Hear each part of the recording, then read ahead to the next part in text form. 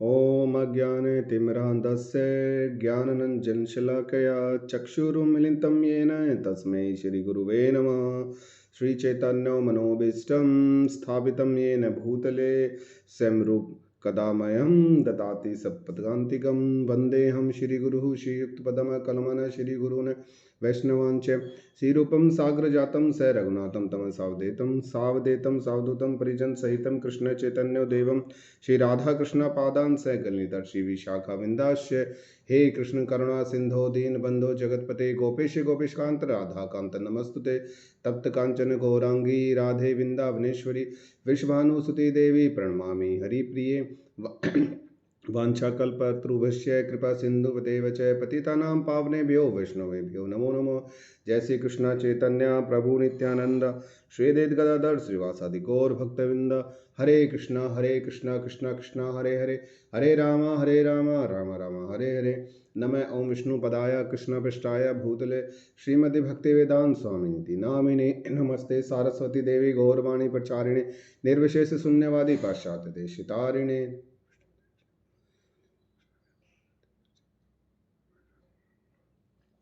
ॐ नमो भगवते वासुदेवाय। ॐ नमो भगवते वासुदेवाय। ॐ नमो भगवते वासुदेवाय।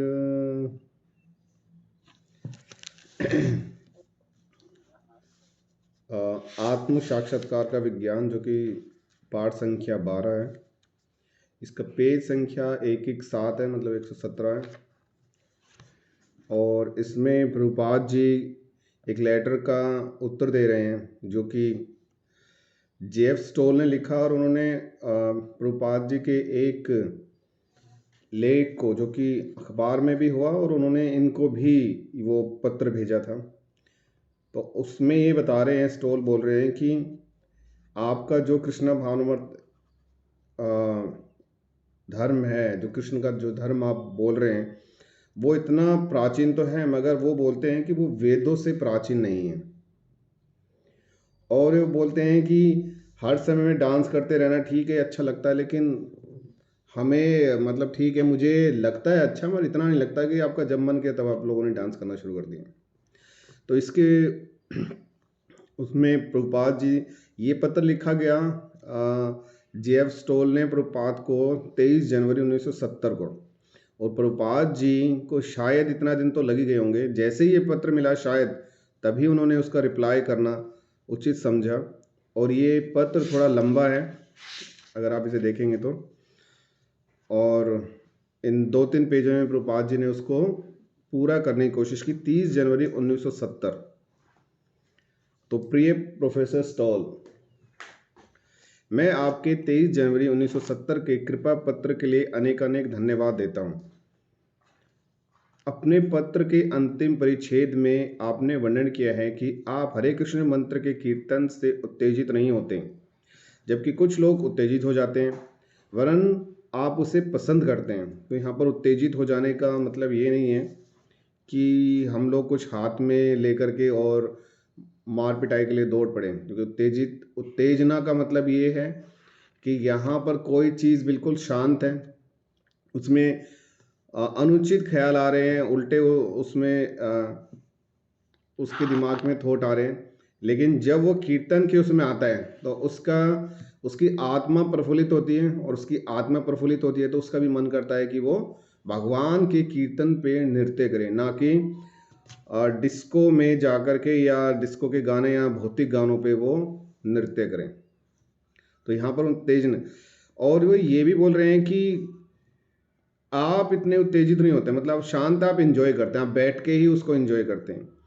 इससे मुझे अत्यंत संतोष हुआ है, और मैं आपको अपनी पत्रिका भगवत दर्शन यानी कि बैक टू गॉड हेड के अंक की 28वीं एक प्रति भेज रहा हूँ। तो प्रभुपाद जी इसमें एक पत्रिका भी उनको भेज रहे हैं, जो कि हमारी बहुत पुरानी है, बैक टू गॉड हेड।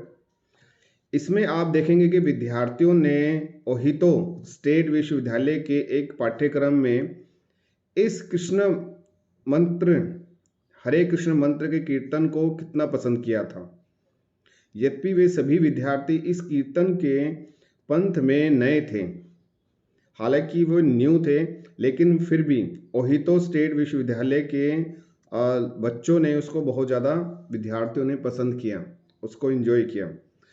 वास्तव में यह नाम संकीर्तन हृदय को अत्यंत सुख देता है और जन साधारण के हृदय में आध्यात्मिक भावना अथवा कृष्ण भावनामृत को जागृत करने का सर्वोत्तम साधन है।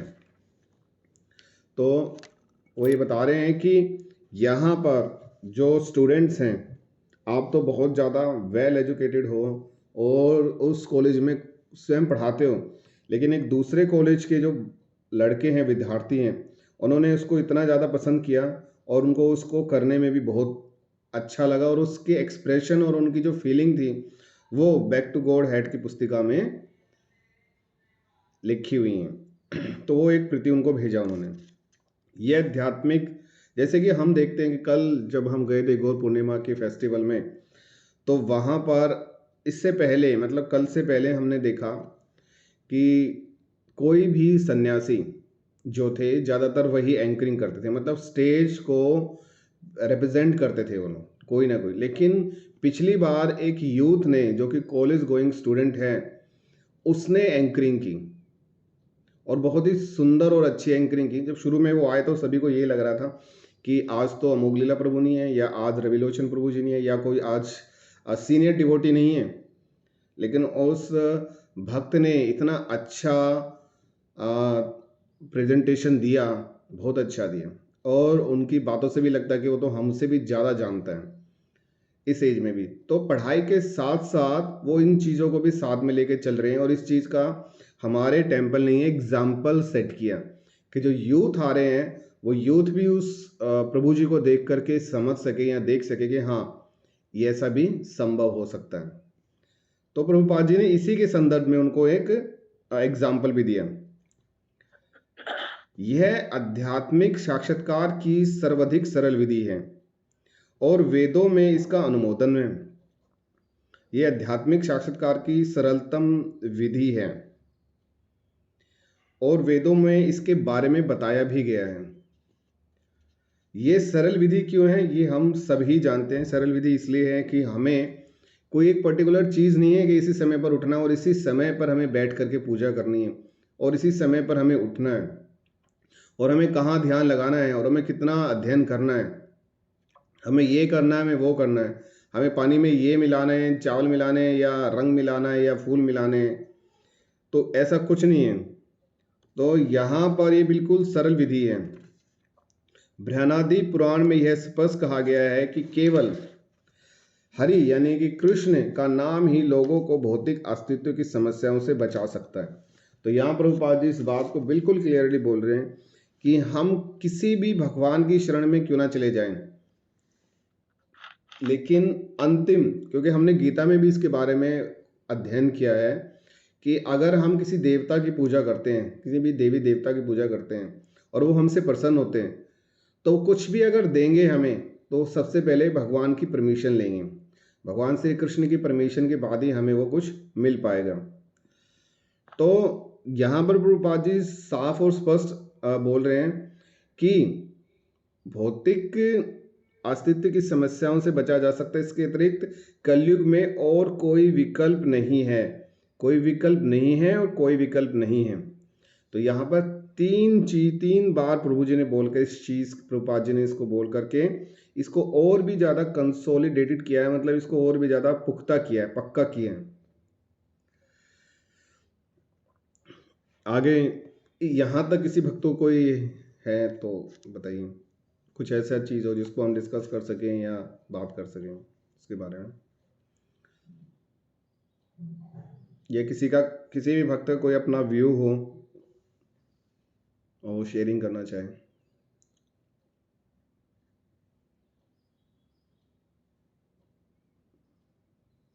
आगे चलो माता जी। करिए प्रभु जी, अपना संवाद। आगे है पाश्चात संस्कृति एकेश्वरवादी है। एकेश्वरवादी का मतलब है जिनका ईश्वर एक हो। ठीक है प्रभु जी।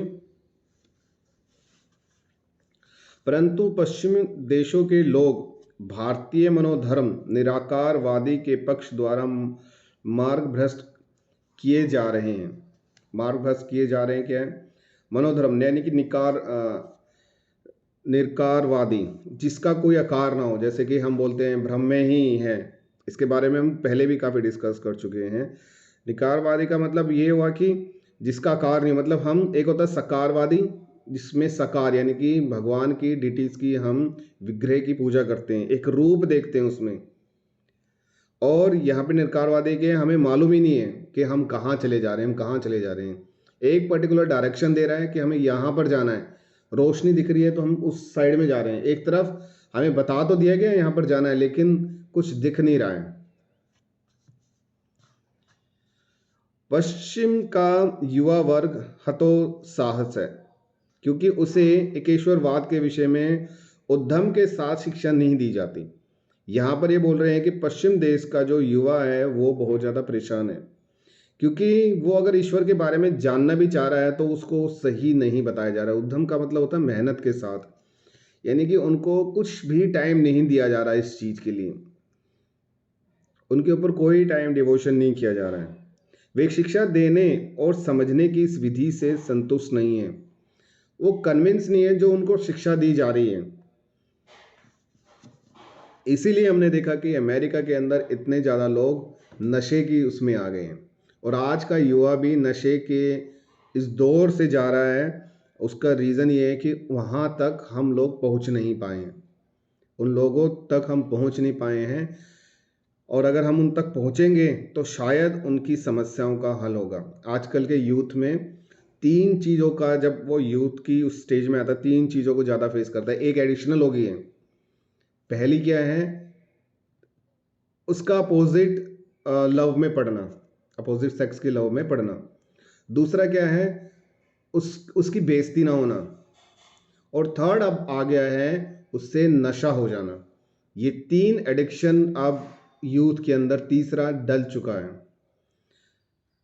और इसके भी अलग अलग लेवल हैं। मतलब वहाँ पर ड्रिंकिंग को नॉर्मल माना जाता है, कोई बड़ी बात नहीं ड्रिंक करना। हाँ, अगर आप इंजेक्शन के थ्रू नशा ले रहे हैं या नाक या किसी और के थ्रू नशा ले रहे हैं, वो थोड़ा एक एडवांस स्टेज होगी उनके लिए, और बड़े गर्व के साथ वो करते हैं। जैसे कि हम लोग भी कभी जाते समय देखते होंगे कि वो जहर को बहुत ही ज़्यादा गर्व के साथ लेते हैं।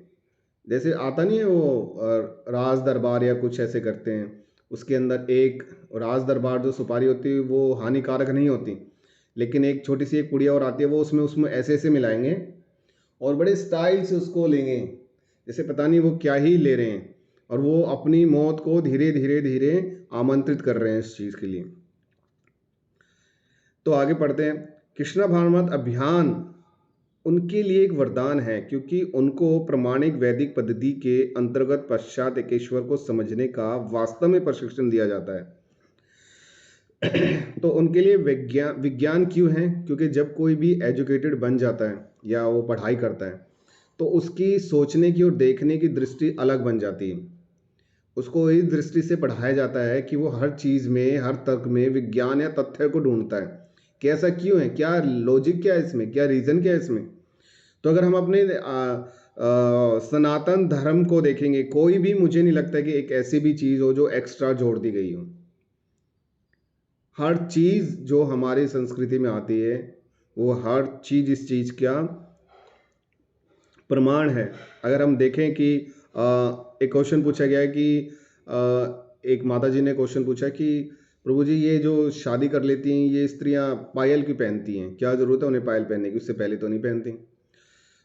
तो आयुर्वेद में ये बोला गया है, बाकायदा लिखा हुआ है कि जब स्त्रियों की शादी होती है तो उसके बाद उनके शरीर में एक अननेसेसरी का ना हीट आता है, और चांदी क्या होती है, शांत होती है, तो वो उसकी हीट को खींचती है नीचे की तरफ। उसके बाद हम देखते हैं उनकी उंगलियों में बिछिया भी होती है जो कि चांदी की होती है, सोने की नहीं होती हो। तो वो क्या होती है, उसको खींच के वहाँ से उसकी बॉडी से बाहर निकालती है, एक प्रोसेस है ये।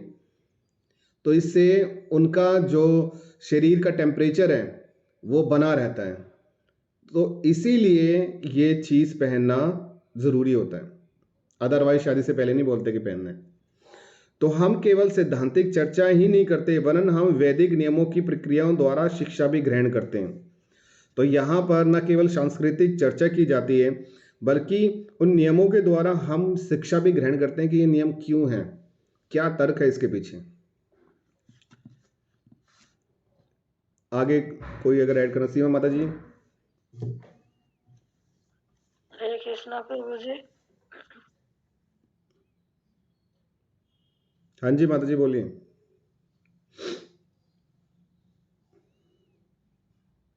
क्या प्रभु जी? आप कुछ बोल रहे थे? नहीं प्रभु जी, मैं तो नहीं बोल रही। अच्छा माता जी, फिर आप म्यूट कर लीजिए। हाँ जी सीमा माता जी। हरे आप कृष्णा प्रभु जी।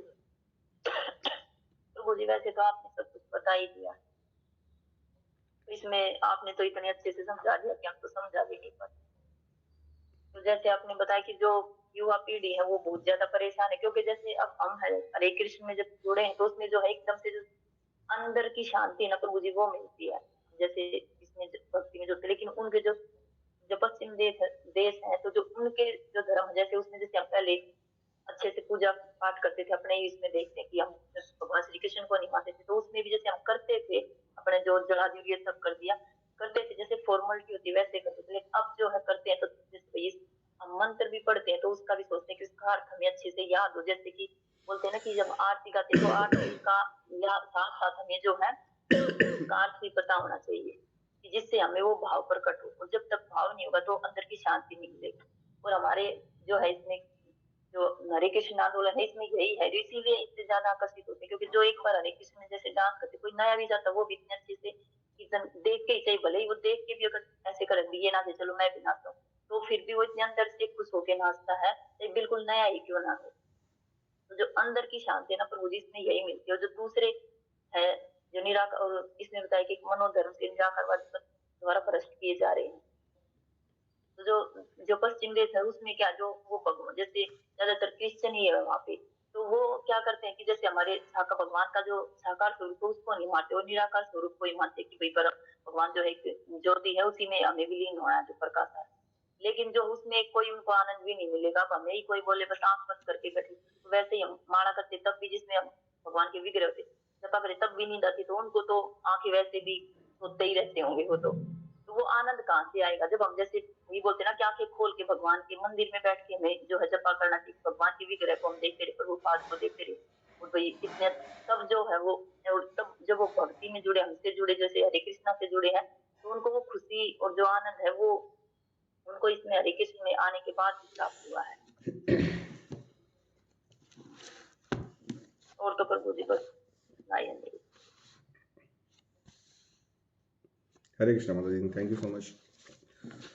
आगे पढ़ते हैं जरा। और प्रभुपाद जी बोलते हैं इसमें, परंतु मुझे यह देखकर आश्चर्य हुआ कि पत्र के अंतिम परिच्छेद में आपने कहा यह तो एक निर्विवाद तथ्य है। क्या है कि भगवत गीता यानी कि जो वेदों की बात तो दूर रही कि निरंतर कीर्तन करने की आवश्यकता नहीं है। मतलब एक बार कर लिया काफ़ी है, साल में 2 बार कर लिया काफ़ी है, लेकिन रेगुलर बेसिस पे करने की आवश्यकता नहीं लगती स्टॉल को। मैं सोचता हूँ कि आपने श्रीमद् भगवत गीता के 9.14 के निम्नलिखित श्लोक के अतिरिक्त और भी अनेक समानार्थी श्लोकों को छोड़ दिया है। वो समानार्थी श्लोक कौन कौन से हैं? जहाँ पर भगवान बता रहे हैं कि उनकी पूजा कैसे की जाए, उनका स्मरण कैसे किया जाए। तो यहाँ पर प्रभुपाद जी इसके बारे में बता रहे हैं कि सतम कीर्तनयो माँ यतंश्य दृढ़तवतः नामश्यत्यम माँ भक्ताया नियुक्तया उपासते। अर्थात इसके बारे में बता रहे हैं प्रभुपाद जी, मोह से मुक्त एवं अपने भगवत साक्षात्कार में सिद्ध महात्माओं के कार्यकलापों का यहाँ वर्णन किया गया है। मोह से मुक्त क्या है? जो भौतिकता से दूर हो चुके हैं या भौतिकता से इतने दूर नहीं हुए हैं, लेकिन हाँ उनको लग रहा है कि हम भौतिक वर्ल्ड में हैं, मगर हम यहाँ अपनी एक रेस्पॉन्सिबिलिटी को निभा रहे हैं। तो उन सिद्ध महात्माओं के कार्यकलापों का यहाँ वर्णन किया गया है कि सततम कीर्तनयो माँ, वे सदा ही सततम यानी कि रेगुलर मेरे यश का कीर्तन करते हैं तथा नित्य युक्ता उपासते सदैव मेरी यानी कि भगवान श्री कृष्ण की उपासना करते हैं। और इसका अर्थ है, हे ये महात्मा मेरी महिमा का नित्य कीर्तन करते हुए दृढ़ संकल्प के साथ प्रयास करते हुए मुझे नमस्कार करते हुए भक्ति भाव में से निरंतर मेरी पूजा करते हैं। तो अगर हम कल का अपना दिन देखें एक बार, तो कल का दिन बिल्कुल इसी श्लोक को डिफाइन करता है। या अगर हम एकादशी का दिन देखें तो इसी को डिफाइन करता है। जैसे माता जी, हरकेश माता जी थी, सीमा माता जी ने अपना लगभग पूरा दिन भगवान की सेवा में दिया। वो पहले डीटी की किचन में गई थी, वहाँ पर उन्होंने सेवा की। उसके बाद पता चला कि माता जी प्रसाद डिस्ट्रीब्यूशन में लगी हुई हैं। तो कल व्रत भी था, लेकिन फिर भी भगवान की प्रसन्नता के लिए अगर हम करते अपने शरीर को थोड़ा कष्ट भी दे रहे हैं, तो वो भगवान उसे नोटिस करते हैं, एक एक चीज़ को नोटिस करते हैं। इतने हजारों लाखों करोड़ों लोग अगर भगवान की भक्ति करते हैं, तो उन हजारों करोड़ों लोगों में भी, उन भक्तों में भी एक भक्त ने अगर छोटा सा भी कार्य किया होगा, तो भगवान तुरंत उसको रिकॉग्नाइज करते हैं, उसको अप्रिशिएट करते हैं। सिर्फ हमारे भगवान ही एक ऐसे हैं कि अगर आपने बोल दिया भगवान अगर आपने ये कर दिया तो मैं ये कर दूंगा, और लेकिन आपने नहीं किया उस चीज़ को, तो भी भगवान इतने सरल हैं कि वो बोलते हैं ठीक है, आज नहीं तो ये कल कर लेगा, कल नहीं तो ये परसों कर लेगा। लेकिन अगर भगवान से आपने वादा कर लिया तो समझ लो, जैसे कि आपने देखा होगा, हमने किया तो नहीं है लेकिन देखा जरूर है कि तालाब में या समुंदर में मछुआरे मछलियों को पकड़ते हैं एक वो कांटा डाल करके। तो इसी तरह से भगवान के कांटे में वो मछली रूपी भक्त फंस चुका है। आज नहीं तो कल तो भगवान के सानिध्य में जाएगा ही जाएगा। जैसे कि हम इनकी महिमा के बारे में सुनते हैं, क्या था माता जी उनका नाम, जगाई मगाई के बारे में। तो वहां पर महाप्रभु नित्यानंद प्रभु को बोलते हैं, अगर आपने सोच लिया है कि ये भक्त बनेंगे तो ये भक्त बन चुके हैं। तो इसी तरीके से अगर हमने एक कदम भी सोच लिया भगवान की तरफ रखने का, तो समझ लो भगवान भागे भागे आ रहे हैं, हमें दिख नहीं रहे हैं लेकिन वो हमारी तरफ दौड़ते दौड़ते आ रहे हैं। आगे बढ़ते हैं इसमें। अतः मैं यह नहीं जानता कि आप इसे निर्विवाद कैसे कह सकते हैं, और यदि आप इस विषय पर वेदों के से संदर्भ चाहते हैं तो मैं अनेकानेक दे सकता हूँ। तो प्रभुपाद जी को इस चीज़ पर हैरानी हो रही है कि आप इस बात को निर्विवाद कैसे कह सकते हैं, कि जिस पे कोई विवाद ही ना हो। आपने स्टेटमेंट दे दी ये हर जगह मान्य है, तो आप ये कैसे कह सकते हैं। और जबकि प्रभुपाद जी ये बोल रहे हैं कि आपके इस तथ्य की खंडन करने के लिए मैं इतने एग्जाम्पल दे सकता हूँ कि आप हैरान रह जाएंगे। वेदों में प्रधान अप्रकट शब्द ओंकार भी भगवान श्री कृष्ण हैं। जो ओम हम बोलते हैं, ओम शांति करके जो बोलते हैं, एक फॉलोवर हैं वो ओम शांति के ऊपर ज़्यादा फोकस करते हैं। तो यहाँ पर ओम भगवान श्री कृष्ण ही है। यहाँ तक कि भगवत गीता में बोला गया है जो पानी का स्वाद है वो भी भगवान श्री कृष्ण है। तो कौन कितना बचेगा, तो भगवान श्री कृष्ण से नहीं बच सकता कोई भी। प्रणव ओंकार वेदों का दिव्य सार तत्व है। वेदों का पालन करने का अर्थ है कि वैदिक मंत्रों का कीर्तन करना, और कोई भी वैदिक मंत्र ओंकार के बिना पूर्ण नहीं है। प्रणव ओंकार वेदों का दिव्य सार तत्व है। प्रभु जी ये माता जी कुछ बता पाएंगे आप इसके बारे में।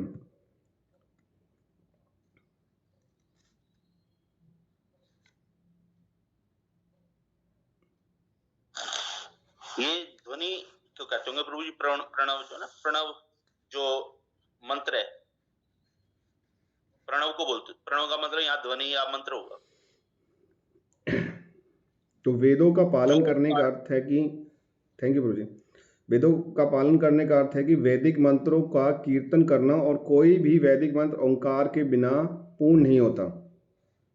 हम किसी भी देवता का नाम ले लें, उनका कोई भी मंत्र है, ओम के बिना शुरू नहीं होता।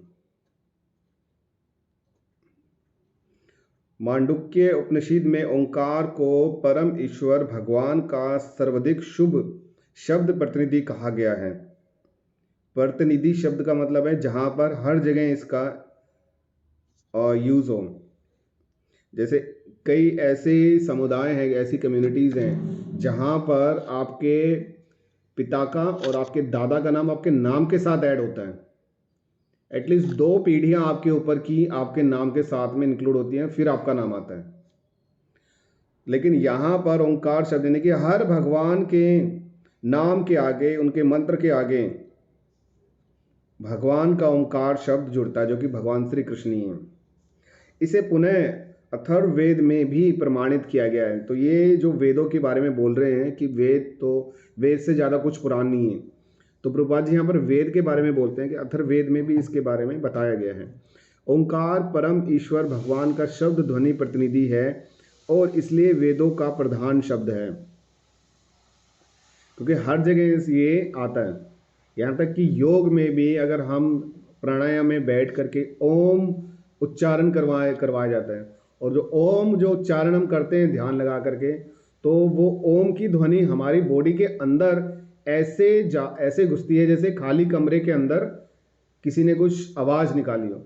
तो वो जो बॉडी के अंदर जो कंपन होती है, उससे हमारे शरीर के जो भी कीटाणु हैं उनका नाश होता है, वो मरते हैं। तो ओंकार शब्द का उच्चारण योग के अंदर भी किया जाता है। इस संदर्भ में परम ईश्वर भगवान श्री कृष्ण कहते हैं, प्रणव सर्वेदेशु, समस्त वेदों मंत्रों में मैं ओंकार हूँ, जो कि भगवत गीता 7.8 में भगवान इसके बारे में हमें बताते हैं। यहाँ तक कोई किसी को क्वेश्चन या कुछ डाउट है तो हम डिस्कस कर सकते हैं। आगे चलें माता जी। ठीक है, आगे हैं। इतना ही नहीं, भगवत गीता में 15वें अध्याय के 15वें श्लोक 15वें में श्री कृष्ण कहते हैं, मैं प्रत्येक के हृदय में स्थित हूँ, सभी वेदों द्वारा मुझे ही जानना होता है, वेदांत का रचिता हूँ, वेदों का यथार्थ जानने वाला मैं ही हूँ। तो यहाँ पर भगवान श्री कृष्ण बोलते हैं कि सभी के हृदय में स्थित हैं वे, और वेद जो इतने सारे बने हुए हैं, जैसे एक बार अमोघ लीला प्रभु जी हमारे ही सेंटर में आगे उन्होंने बताया था कि वेदों का जो अध्ययन करते हैं, जो वेदों को मानते हैं, तो कहीं ना कहीं भगवान को जान रहे होते हैं, भगवान श्री कृष्ण को जान रहे। ये एक अलग विधि है उन तक पहुँचने की, क्योंकि वो ज्ञान का मार्ग उन्होंने चुना है। तो ज्ञान के थ्रू जब वो अपना पूरा लाइफ इसमें दे भी देंगे वेदों को जानने में, तो अंत में जो निष्कर्ष वो निकाल पाएंगे वो यही निकाल पाएंगे कि भगवान ही सब कुछ है, भगवान श्री कृष्ण ही सभी कुछ है। श्री भगवान सभी के हृदय में स्थिर हैं, और इसका मुंडक और श्वेताश्वर उपनिषद दोनों में ही वर्णन किया गया है। द्वा सुपर्णा सयुजा सखाया, भगवान और व्यक्तिगत जीवात्मा दोनों शरीर इस प्रकार बैठे हुए हैं जिस प्रकार 2 मित्र पक्षी वृक्ष के ऊपर बैठे रहते हैं। एक पक्षी वृक्ष के फल अर्थात संसारिक क्रियाओं के कर्म फल को भोग रहा है, और दूसरा पक्षी अर्थात परमात्मा मात्र देख रहा है। तो इसका एग्जाम्पल हमने बहुत बार और इस क्लास में भी डिस्कस हुआ है कि आत्मा और परमात्मा एक ऐसे वृक्ष पर बैठे हैं जहाँ पर फल लगे हुए हैं। एक पक्षी चुपचाप शांत बैठा हुआ है, और दूसरा पक्षी कभी यहाँ उछल के उस फल को खा रहा है, तो कभी उछल के उस फल को खा रहा है। लेकिन परमात्मा रूपी जो कि शांति का प्रतीक लग रहा है, वो शांति से उस जीवात्मा की गतिविधियों को नोटिस कर रहे हैं, और ये नोटिस करके वो सीधा भगवान तक पहुंचाया जा रहा है। तो जब हम छोटे थे तो हमारी मम्मी बता रही थी कि हम जो भी कुछ गलत काम करेंगे तो चित्रकूट हैं वो तुम्हारा सारा एक एक लेखा जोखा लिख लेंगे, तो तुम कहाँ तक बचेंगे। हाँ जी माता जी, चित्रगुप्त हैं जो सारा सब कुछ लेखा जोखा लिखते हैं। तो जब तुम यमराज के पास जाओगे तो वो तुम्हारी पूरा बुक खोल के बता देंगे इसने ये किया ये किया ये किया। तो यहाँ पर ये भगवान साक्षात ही हृदय में विराजमान है, तो इस सारा लेखा जोखा भगवान तक खुद ही स्वयं ही पहुँचा देते हैं। अतः वेदांतिक अध्ययन का लक्ष्य परम ईश्वर भगवान श्री कृष्ण को समझना है।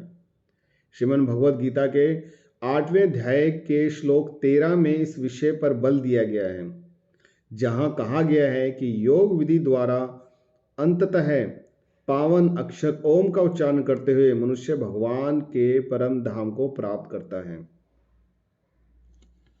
अभी हमने नाटिका देखी थी, उस नाटिका में भी बताया गया था कि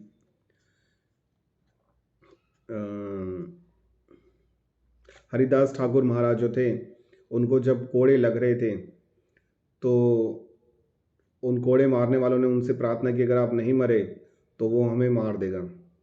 तो वो ऐसी योग साधना करते हैं कि उस योग साधना में उनके प्राण रुक जाते हैं और ऐसा प्रतीत होता है कि वो मृत्यु को प्राप्त हो गए हैं। लेकिन और उनको पानी में भी डाल दिया जाता है, नदी में भी बहा दिया जाता है, लेकिन वो ऐसा योग के द्वारा, उस योग विधि के द्वारा ये कोई नहीं जान पाता कि वो जीवित हैं, जीवित तो नहीं है लेकिन मर चुके हैं, ये पूरा सबको आश्वस्त हो गया था। तो यहाँ पर अगर हम इस चीज़ को देखें तो क्या करते थे वो सिर्फ और सिर्फ हरि नाम का जप करते थे। 2 लाख हरि नाम का जप करते थे। एक बार अगर हम मंत्र का उच्चारण करते हैं तो 16 बार हम भगवान का नाम लेते हैं, 16 बार हम भगवान को बुलाते हैं। और इसी को अगर हम 108 से मल्टीप्लाई कर दें तो लगभग 1600 कुछ समथिंग 1700 कुछ नाम का हम एक माला में भगवान का उच्चारण करते हैं। और ऐसे वो 2 लाख यानी कि लगभग 92 या माता जी कितने हैं, माता जी को बताओ, हरकेश माता जी को 192 माला करते थे। 192 माला करते थे, जो हम अगर करने को बैठ जाएं तो मेरे ख्याल से 14-15 दिन तो लग ही जाएंगे। और वो भी जब हम जब लिखते हैं, टाइप करते हैं डेली शाम को या सुबह कि हमने इतनी माला इस समय तक कर ली, तो ऐसे लगता है कि हमने पता नहीं क्या कारगिल को जीत लिया है या कुछ ऐसा कार्य कर डाला है कि हमने 16 माला कर दी हैं। और अगर 25 कर दें तब तो भैया ऐसे रहेगी कि उसको हाईलाइट कर देंगे हमने इतनी माला की है आज। लेकिन उनका तो डेली का रूटीन ही 192 का था, 192 माला करना, मतलब ये सरल नहीं है। अभी भी एक महाराज हैं जो कि लेकिन एकादशी में ही केवल रशिया के अंदर हैं वो महाराज डेली नहीं, हर एकादशी में जब भी या तो वो किसी गुरु का आविर्भाव या त्रिभाव दिवस हो और या फिर एकादशी हो, वो 192 माला करते हैं। रशिया में महाराज ने एक बार उनके बारे में जिक्र किया था। तो वेदांत सूत्र में इसका आप निश्चय ही अध्ययन कर चुके हैं। 4थे अध्याय अधिकरण 4 सूत्र 22 में निश्चित रूप से कहा गया है अनावृत्ति शब्दात, अर्थात शब्द ध्वनि द्वारा मनुष्य मुक्त हो जाता है। और ये शब्द ध्वनि क्या है यहाँ पर बताया गया, ओंकार के बारे में बल दिया गया। भक्ति में सेवा के द्वारा भगवान को ठीक प्रकार से समझने से मनुष्य भगवान के धाम में जा सकता है। तो अगर हम भक्ति से समझ लें, जो कि सबसे ज़्यादा सरलतम है इन सभी में, जिसके बारे में हमारे आचार्य बता दें तो लिफ्ट की तरह से है, या तो आप स्टेप्स यानी कि सीढ़ियों से चले जाओ आराम आराम से, हाँफते हुए, रुकते हुए, चलते हुए, या सीधा बटन दबाओ, आपको 8th फ्लोर पे जाना है तो आप सीधा 8th फ्लोर पे जाओगे, को पता भी नहीं चलेगा कि आप 8th फ्लोर पे चले गए, और गेट अपने आप ही ओपन होंगे और भगवान और सभी द्वारपाल वहाँ पर आपका स्वागत करने के लिए खड़े होंगे। और इस भौतिक संसार में कभी भी वापस नहीं लौटता। ये कैसे संभव है? उत्तर है भगवत नाम के निरंतर कीर्तन के द्वारा। तो यहाँ पर भगवत नाम के कीर्तन का अर्थ क्या है? क्या कीर्तन यही है कि हम डांस करें, ये किसी एक पर्टिकुलर धुन पर हम बोलें? कीर्तन यही है जहाँ पर भगवान के नाम का गुणगान हो, भगवान के बारे में बताया जाए, वही कीर्तन है। ये भी कीर्तन है कि हम अपने बैठे हुए एकांत में शांति से या अशांति से, बाहर अशांति हो लेकिन हृदय आपके शरीर में शांति हो, वहाँ पर हम अगर चैंटिंग भी कर रहे हैं तो हम एक संकीर्तन कर रहे हैं। 192 माला को करने के लिए लगभग अगर हम देखें तो कितने घंटे लग जाते होंगे? वो शायद लंच ही करते होंगे 3-4 बजे, 2 बजे तो प्रसाद पाते होंगे। और हालांकि महाप्रभु ने जब लोग माला 192 माला नहीं कर लेता था, इतने कुछ खाता पीता भी नहीं था, इतनी शक्ति थी उसके अंदर। तो ये हमें मिलती है शक्ति कहाँ से? नाम के द्वारा। नाम को हम जपते हैं तो नाम के द्वारा ये शक्ति हमें प्राप्त होती है। और भगवान आपको एक ऐसी शक्ति भी दे देता है कि उस समय आपको बोलते समय सोचना पड़ेगा, क्योंकि मैंने कई भक्तों से सुना है ये चीज़ें कि वो बोलते हैं प्रभु जी ऐसा होता है कि मैं तो कुछ बोल दूँ ना तो वही हो जाता है, तो अब तो मैंने ना बोलना भी थोड़ा कम कर दिया है कि गलती से कुछ गलत निकल गया ना तो वही हो जाएगा। तो ये भगवान हमें शक्ति, जैसे कि हम देखते हैं ना कि ऋषि मुनि श्राप दे दिया करते थे, उन्होंने तो बोल दिया, और श्राप क्या था? उनके जो भी बोल दिया ना भगवान उनके आसपास ही हैं, वो भाग पड़ते थे कि मेरे भक्त ने बोला है ना तो ठीक है यही होगा, ऐसे ही होगा। एक बार रवि लोचन प्रभु जी ने बोला था कि हमेशा हमें विग्रह के आगे अपने हाथों को ऐसे करके खड़े होना चाहिए, मुट्ठी बंद नहीं करनी चाहिए, क्योंकि ये जो हस्त रेखाएं हैं भगवान जब इनको देखते हैं कि मेरे भक्त के भाग्य में इतना दुख कैसे है, भक्ति नहीं है, वो तुरंत ही उनको चेंज कर डाल देते हैं। तो वो इतना ज़्यादा सोचते हैं हम लोगों के बारे में कि हमें लगता है कि हम बहुत सोचते हैं, हम बहुत कर रहे हैं, अब भगवान कहाँ हो तुम? लेकिन भगवान हमारे कहीं ना कहीं आसपास में ही हैं। इस तथ्य को आदर्श शिष्य अर्जुन के द्वारा स्वीकार किया गया, जो कि गीता के द्वारा वो इसका एग्जाम्पल दे रहे हैं, जिन्होंने योगेश्वर भगवान श्री कृष्ण के अध्यात्म विज्ञान के निष्कर्ष को पूर्ण रूपेण सीखा है। पूर्ण रूपेण सीखा मतलब अच्छे से सीखा है। श्री कृष्ण को पर ब्रह्म स्वीकार करते हुए अर्जुन उनका संबोधन करते हैं, स्थाने ऋषिकेशे, जगत आपका नाम सुनकर हर्षित हो उठता है, और इस प्रकार सभी लोग आप में अनुरक्त हो जाते हैं।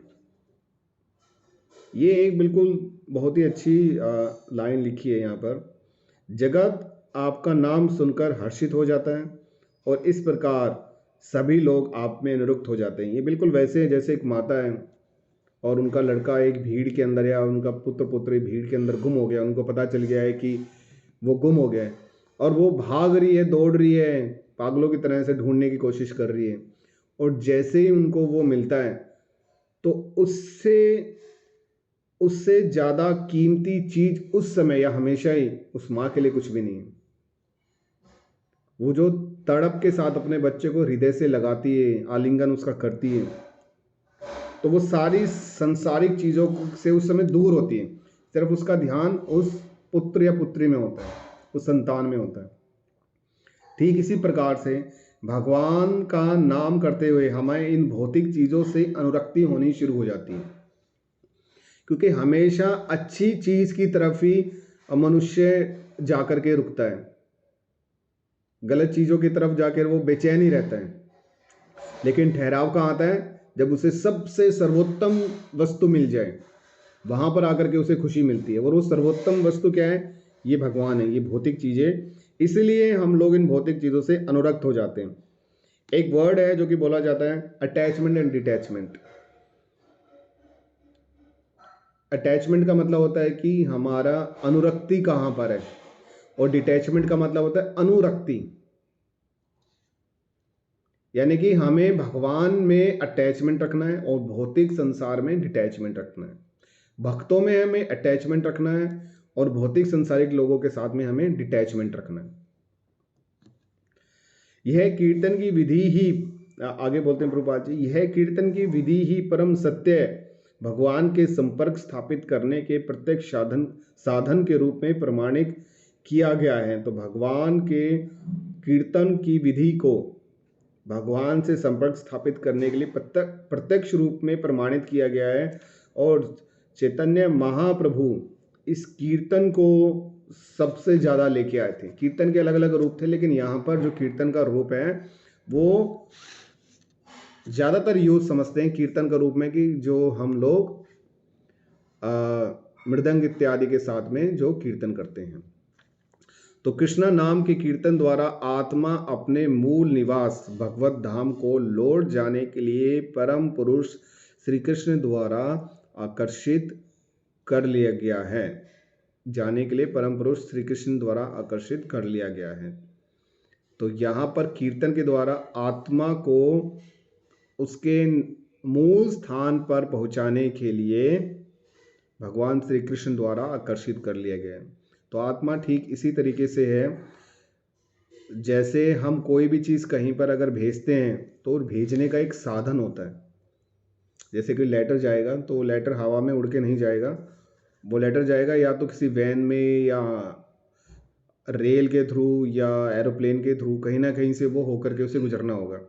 तो ये जो रास्ते हैं, ये माध्यम हैं, ये उस लेटर के लिए हैं। ये जो लेटर है ये आत्मा है और जो माध्यम है वो शरीर है। तो इन माध्यम हमारे अंदर जो बैठी आत्मा है उसको उसके धाम, उसके घर पहुंचाने के लिए हमें ये शरीर मिला है। और अगर इस शरीर का हमें इस्तेमाल भगवान की सेवा में नहीं करते हैं तो फिर इस आत्मा को एक और नया शरीर मिलेगा और दोबारा से वो उस शरीर के साथ रिक्वेस्ट करेगी, उस मन बुद्धि अहंकार के साथ में गिड़गिड़ाएगी भी कि कृपया मेरे को मेरे घर जाने दो। अगर कोई भी अपने घर से दूर रह रहा है, चाहे वो जॉब करने के लिए रह रहा है, कहीं पर भी रह रहा है, त्योहार होगा, कुछ भी होगा, उसका मन ऐसे तड़पेगा कि वो अपने घर की तरफ भागे, अपने अपनों से मिले। तो हमारी आत्मा अपनों को छोड़ करके यहाँ पर आई है और हमें जो ये शरीर मिला है ये एक साधन है और इस साधन का हमें उपयोग करना है, इस आत्मा को जो हमारे अंदर है, विद्यमान है, भगवान तक पहुँचाने के लिए, उसके मूल निवास पहुँचाने के लिए। इसलिए हमारे आचार्य इस चीज़ पर जोर देते हैं। हरे कृष्णा। आई थिंक इतना काफ़ी रहेगा इसलिए, या अगला भी ये पैराग्राफ भी कर दूं? ठीक है माता जी। तो नारद पंचरात्र में कहा गया है कि समस्त वैदिक अनुष्ठान, मंत्र और ज्ञान हरे कृष्णा कृष्णा कृष्णा हरे हरे, इन 8 शब्दों में कूट कूट कर भर दिए गए हैं। उसी प्रकार कलि संतरण उपदेश में कहा गया है कि यह 16 शब्द यानी कि हरे कृष्णा कृष्णा कृष्णा हरे हरे, हरे राम राम राम हरे हरे, विशेष रूप से इन भौतिक कलयुग के लिए बनाए गए हैं। यह सब विषय वस्तु मेरे ग्रंथ भगवान श्री चैतन्य महाप्रभु का शिक्षाश्रम में अत्यंत विस्तार पूर्वक प्रस्तुत की गई हैं। तो यहाँ पर उन्होंने, प्रभुपाद जी ने रेफरेंस भी दे दिया। अगर आपको जानना है इसके बारे में तो आप ये पढ़ सकते हैं।